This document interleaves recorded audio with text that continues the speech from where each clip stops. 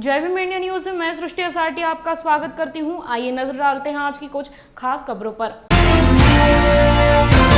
अभी की स्थिति में मूसलाधार बारिश हो रही है और इन बारिश के दौरान गटर के काम के दौरान मुख्य पाइपलाइन फूट गई है, जिस वजह से पाइपलाइन के जरिए गटर का गंदा पानी घर में जा रहा है। पिछले 10 दिनों से चल रहे नगरपालिका प्रशासन की ओर से कोई कार्रवाई नहीं होने पर कोटेश्वरी क्षेत्र की महिला मंडल के सदस्यों ने आज सुनील कविस्कर के नेतृत्व में महाड़ नगरपालिका पर सीधा हमला बोला है। मुख्य अधिकारी महादेव रोडगे के 2 दिन में पाइपलाइन को ठीक करने का वादा करने के बाद ही महिलाओं ने महानगर पालिका छोड़ी। 2 दिन में साफ पानी दे, नहीं तो मुख्य अधिकारी के सामने धरना प्रदर्शन करने की चेतावनी महिलाओं द्वारा दी गई। नल तोडलेला 15 दिवस झाले। 2-3 वेळा मी सांगितलं तर आम्हाला पाणी खाली येत नाही, तोडून टाकलेत म्हणजे स्वतःच्या खर्चाने करून घ्या अशी बोलतात आणि काय येत नाहीत, काय नाहीत। मग आमचे नल तोडायचे कशाला? तोडले घेऊन गेले आणि तोडलेले पाईप परत ते घेऊन गेले आणि स्वतःच्या खर्चाने करायला सांगतायत। आता काय मागणी करायला? आता आमचे नल आहेत तसे आम्हाला करून द्यायचे होते तसे। ती मेन लाईन तोडली ज्या कॉन्ट्रॅक्टरने ती लाईन पहिली बंद करा, जेणेकरून गटरचं पाणी आमच्या संपूर्ण कोटेश्वरी एरियामध्ये येत आहे। हे काम आम्ही त्यांच्या निधी आणून दिले असताना संबंधित प्रशासन कुठलाही लक्ष देत नाही। शेवटी न्यायालयास तर आम्हाला हा मोर्चा त्यांच्यावर आणायला लागलेला आहे। जीवाशी खेळत आहे प्रशासन।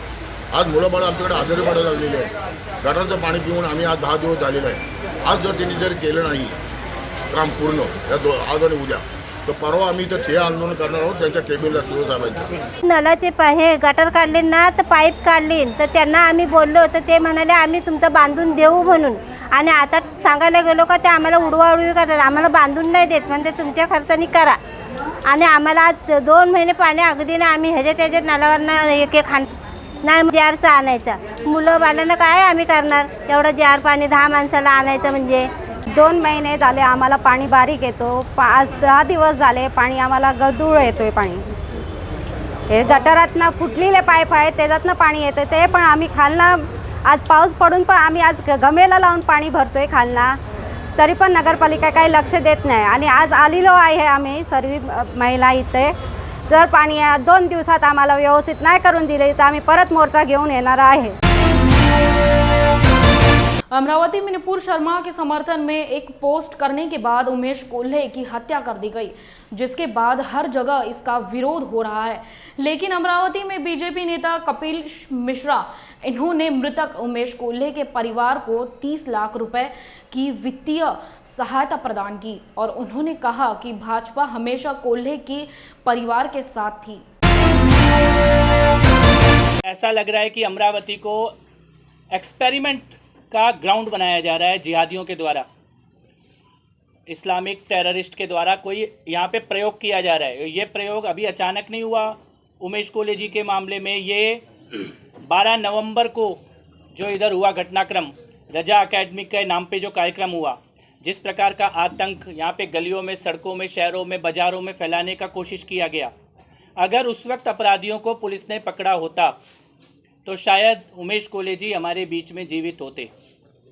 लेकिन ये सवाल मैं पूछना चाहता हूँ कि यहाँ के जो कमिश्नर साहब है, यहाँ की जो पुलिस व्यवस्था है, कभी अपने दिल में भी झांक के देखना, अपनी अंतरात्मा में भी झांक के देखना। सरकारें आएगी जाएंगी बदलेंगी, लेकिन आप अगर आतंक को छुपाओगे, दहशत को छुपाओगे, टेररिज्म को छुपाओगे, तो उसका कीमत ऐसे बेगुनाह लोगों को चुकाना पड़ेगा, निर्दोष लोगों को चुकाना पड़ेगा, ये आपके हमारा परिवार को चुकाना पड़ेगा।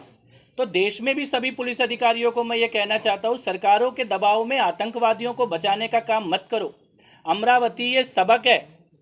इधर पुलिस एक तरह से बिछ गई थी सरकार के दबाव में आतंकवादियों के सामने, ऐसा नहीं होना चाहिए।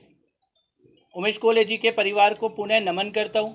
एक बार फिर से ये कहता हूँ कि ऐसे किसी भी परिवार को ना कमज़ोर पड़ने देंगे, ना अकेला पड़ने देंगे। और भी लोगों को धमकियां मिल रही हैं देश में, अमरावती में धमकियां मिल रही है और लोगों को उदयपुर में धमकी मिल रही। मेरे को भी कुछ लोगों ने धमकी भेजने की कोशिश की। मैं ये कहना चाहता हूँ, आपका जो एजेंडा है दहशत का, ये एजेंडा भारत की भूमि में कभी नहीं चल सकता। इस देश में जब जब भी आतंक जिहाद आया है, पराजित होकर गया है। उमेश कॉलेजी जैसे बलिदान के बाद परिवार का साहस, समाज का साहस और समाज की एकता ने हमेशा जिहाद को हराया है। एक बार फिर से हराकर ही वापस भेजेंगे, ये निश्चित है। राज्य में नए सरकार का गठन हुआ है और सभी विधायक मंत्रिमंडल विस्तार की राह देख रहे हैं। वहीं बीजेपी विधायक नितेश राणे ये खेत में मग्न होते नजर आ रहे हैं। कनकवली वरवड़े यहाँ अपने मूल गांव में जाकर नितेश राणे खेती करने लगे। उन्होंने महिलाओं के साथ पौधे लगाए। बलिराजा के खेत की मेहनत अच्छे से समझे आए, इसलिए खेत में उतरे नितेश राणे ने बांध पर बैठकर बलिराजा की तरह खेती की और उन्होंने बताया कि जब वह छोटे थे तो अपनी दादी के साथ खेत में आते थे। स्वतःच तो अनुभव घ्यावा, एकंदरीत शेतकऱ्यांबरोबर वावरावं आणि एकंदरीत अंदाज आणि अनुभव घ्यावा, कारण का महाराष्ट्र एक शेतीप्रधान राज्य आहे आणि आम्ही लोकप्रतिनिधी जेव्हा शेतकऱ्यांचे प्रश्न, जनतेचे प्रश्न विधिमंडळामध्ये मांडतो तेव्हा नेमकं त्यांच्याबरोबर काय अनुभव त्यांना येतात, त्यांच्या अडचणी काय आहेत ते त्यांच्यामध्ये वावरल्याशिवाय आपल्याला कळणार नाहीत आणि ते अनुभव घेण्यासाठी आणि एकंदरीत शेतीमध्ये आधुनिकीकरण कसं झालेलं आहे, काय बदल झालेला आहे ते समजून घेण्याच्या दृष्टिकोनातून आज हा अनुभव घेतलेला आहे। जे निर्णय घ्यायचे ते पक्षाचे वरिष्ठ घेतील। शेवटी भारतीय जनता पक्षाचा विस्तार व्हावा हा आमच्या सगळ्यांचीच इच्छा आहे। आमच्या हक्काचं राज्य सरकार आज आलेलं आहे, जिथे आम्ही शेतकऱ्यांना न्याय देऊ शकतो। वर्षानुवर्ष जे प्रलंबित प्रश्न होते 2.5 वर्षापासून ते खावटी कर्जाचा प्रश्न होता, त्याचबरोबर जे आमच्या इकडचे शेतकऱ्यांना प्रोत्साहनकारक 50,000 द्यावं अशी एक मागणी होती आणि ती गेल्या ठाकरे सरकारने सांगितलं होतं की आम्ही देणार पण दिली नाही। शिवसेना में पहले दिन से ही था और मेरे साथ कई लोग आज भी शिवसेना में हैं। मेरे मन को ऐसा कभी भी नहीं लगेगा कि शिवसेना खत्म हो जाए या कोई भी शिवसैनिक को ऐसा नहीं लगेगा। ऐसी बात नाशिक के पूर्व पालक मंत्री छगन भुजबल, इन्होंने अपनी भावनाओं को व्यक्त किया। असं आहे की ह्या लढाईमध्ये काय होईल हे काय मी सांगू शकत नाही। कोणाच्या बाजूने पारडं झुकेल, कोणाच्या विरुद्ध, बरं ते जरी झाले कायदेशीर तरी शिवसैनिक जे आहेत राज्यातले ते कोणाच्या बाजूचे आहेत, त्याचा काय परिणाम पुढे होणार आहे याची सगळी माहिती आम्ही घेतो आहोत। मी एवढं नक्की सांगेन, कारण आता मी तर शिवसेनेमध्ये पहिल्या दिवसापासून होतो असं समजा, आणि माझ्याबरोबरचे आता त्याच्यानंतरचे जरासे थोडंसं, पण सुभाष देसाई आणि लीला लडाखे दोघे माझ्या लक्षात अजून आहेत की ते माझ्याबरोबर त्यावेळेला नेते म्हणून सुद्धा काम करत होते। माझ्यासारख्याला असं कधी वाटणार नाही की शिवसेना संपावी, किंवा महाराष्ट्रातील कुठल्याही मराठी माणसाला वाटणार नाही की शिवसेना संपावी। भांडणं आहेत त्यांची, ते आता त्यांनी ते कशी सोडवावीत हा त्यांचा अंतर्गत प्रश्न आहे, परंतु शिवसेना संपता कामा नये असंच सगळ्या महाराष्ट्रातील जनतेचं, जे शिवसेनेत आहे जे शिवसेनेत नाही असं सगळ्यांना वाटेल असं मला वाटतं। जय भीम इंडिया न्यूज में यहाँ लेते एक छोटा सा ब्रेक। नमस्कार दोस्तों, मैं नॉलेज ट्रैफिक से बात कर रहा हूं। क्या आपको ट्रेडिंग सीखना है? तो ये सीखने के लिए आप कितना फीस दोगे? 5,000, 10,000, 20,000, 50,000 या 75,000? ऐसे बहुत सारे लोग अलग अलग तरह की फीस लेके आपको खाली सिखाते हैं और बाद में फोन भी नहीं उठाते, राइट? यहाँ नॉलेज ट्रेड एफएक्स आपको सिखाने वाला है, उसके साथ साथ आपके साथ पूरा ट्रेडिंग का जर्नी आपको दिखाने भी वाला है। तो देखते हैं नॉलेज ट्रेड एफएक्स से आपको क्या मिलने वाला है। यहाँ पे आपको $200 का फीस देना है। वो फीस में आपको सबसे पहली चीज मिलेगी जो है आपको बेसिक ट्रेडिंग का ट्रेनिंग। उसके साथ दूसरी चीज मिलेगी एडवांस ट्रेनिंग, जिसमें ग्राफ्स कैसे पढ़ने हैं, कैंडल्स कैसे पढ़ने हैं, इंडिकेटर्स कैसे लगाने हैं, इवन दो सिग्नल्स कैसे जनरेट करने हैं, ये भी सिखाया जाएगा। जिसके लिए लोग बाहर 20,000 से 75,000 तक का फीस चार्ज करते हैं, ये भी आपको ओनली $200 में यहाँ पे मिलने वाला है। इसके बाद तीसरी जो चीज मिलने वाली है आपको वो है सिग्नल्स। ये सिग्नल्स की एक्यूरेसी 70 से लेके 90-95% तक है। ये भी सिग्नल्स आपको फ्री में मिलेंगे, जिसके लिए बाहर चार्ज किया जाता है 5,000 से 20,000 तक महीने का, राइट? इससे भी सबसे बेहतरीन चीज क्या है दोस्तों पता है? नॉलेज ट्रेड एफएक्स यही $200 आपको वापस आपके ट्रेडिंग अकाउंट में देने वाला है, जिसके थ्रू आप ट्रेडिंग करके प्रॉफिट भी जनरेट कर सकते हो। तो हुआ ना ये अकाउंट फ्री, ये ट्रेनिंग फ्री, क्योंकि $200 तो आपको वापस ट्रेडिंग अकाउंट में मिल गए। नॉट ओनली दिस, तो इसके साथ जो सपोर्ट मिलने वाला है ना दोस्तों, ये $200 जब तक आपके अकाउंट में है तब तक लाइफ टाइम यहाँ पे आपको सपोर्ट मिलने वाला है। वो टेलीफोनिक रहेगा, वो इंटरनेट पे रहेगा, जूम पे रहेगा, और आपको फिजिकली सपोर्ट भी मिल रहा है। तो दोस्तों नॉलेज ट्रेड एफएक्स से इतनी सारी चीजें आपको मिल रही है, आप तो खुद करो ही करो हो, लेकिन अगर आपको नहीं करना है तो ये वीडियो अपने दोस्तों में भेजो, और जो नंबर नीचे दिया गया है ये नॉलेज ट्रेड एफएक्स का नंबर है, आप इस पे कांटेक्ट करो और अपना ट्रेडिंग खुद करना सीखो। इसके साथ नीचे दिया गया नंबर ये नॉलेज ट्रेड एफएक्स का नंबर है, तो आप इस पे कांटेक्ट कर सकते हो। So wish you all a happy trading and have a successful trading. Thank you very much. क्या हुआ बहू? माँ, पाइल्स की बहुत तकलीफ हो रही है। तो तुम गुदरोग सर्जन के पास क्यों नहीं गई?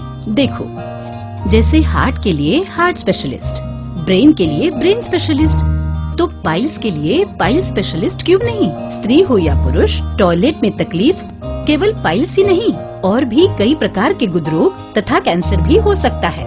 इसीलिए इसकी प्रत्यक्ष जांच जरूरी है।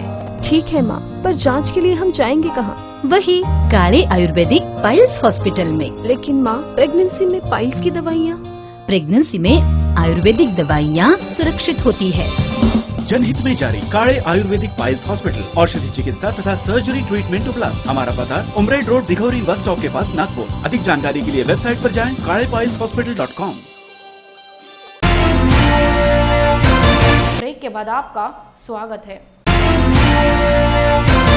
वंचित बहुजन आघाड़ी की ओर से 1 जुलाई से लेकर 7 जुलाई तक ठिया आंदोलन को 7 दिन हो चुके हैं, और इन दिनों नए प्रशासकीय भवन के मुख्य द्वार को खोलने और बारामती शहर में अवैध कारोबारों को बंद करने के लिए इन 2 मांगों को लेकर ठिया आंदोलन किया गया। उस पर प्रशासन ने मुख्य प्रवेश द्वार की ओर जाने वाले रास्ते को पक्का कर दिया है, और गेट खोलने के संबंध में प्रशासन के सभी विभागों की विभाग प्रमुखों की 12 जुलाई को बैठक बुलाई है।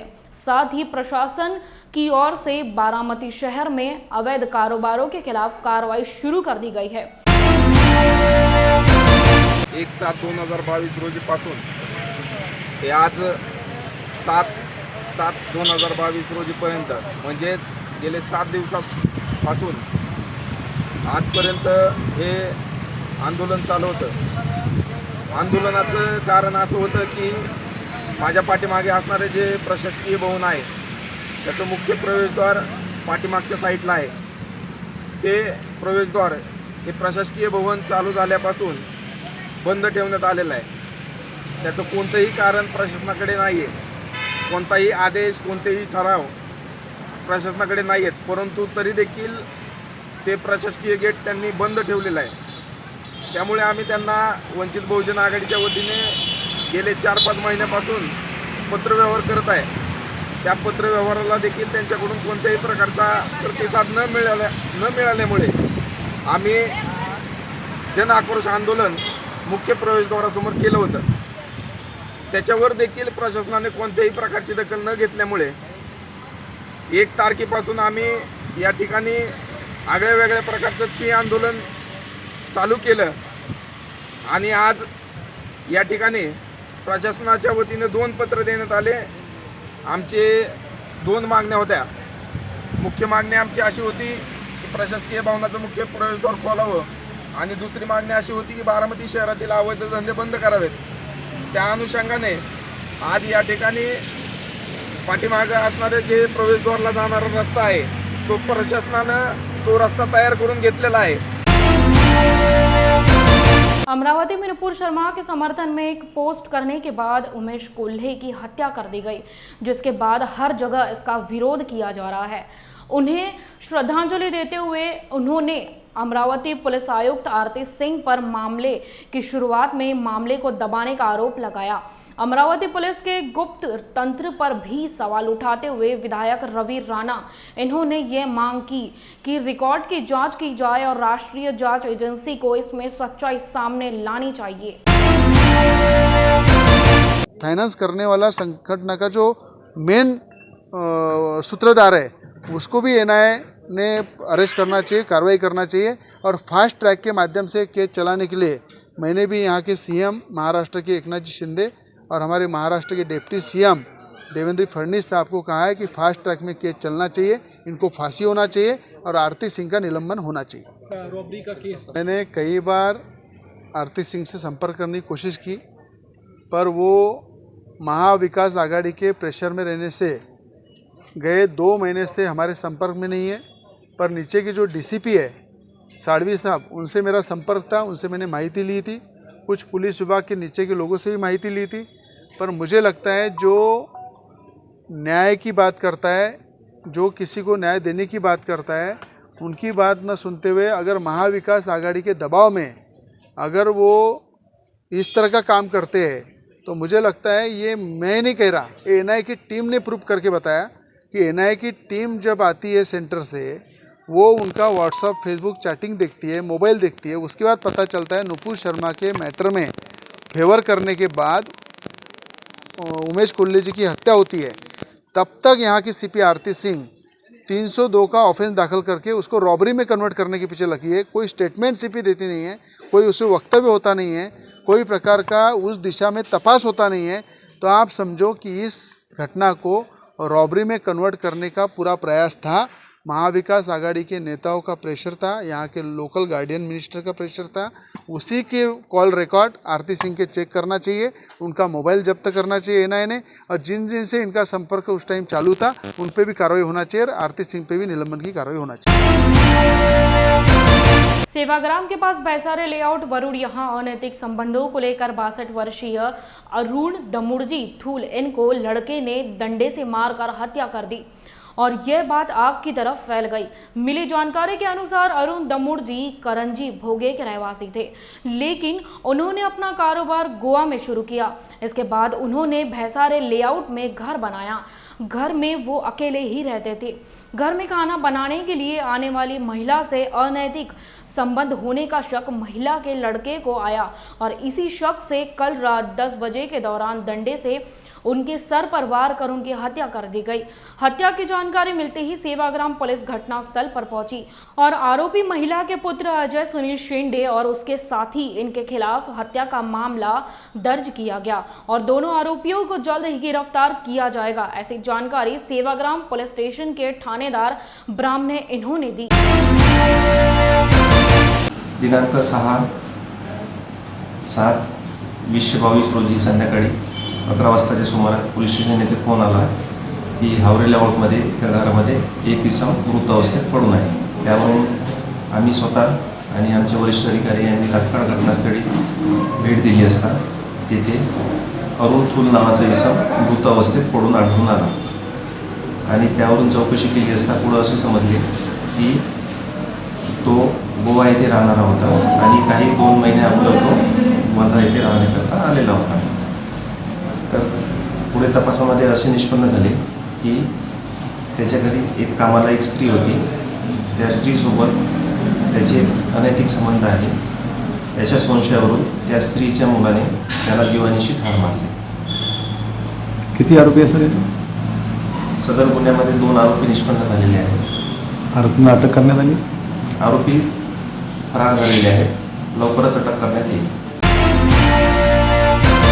कोल्हापुर जिले में बढ़ती बारिश के कारण राज्य सरकार द्वारा एनडीआरएफ की टीम कोल्हापुर में भेजी। साथ ही पालक सचिव प्रवीण दराड़े भी कोल्हापुर में आए।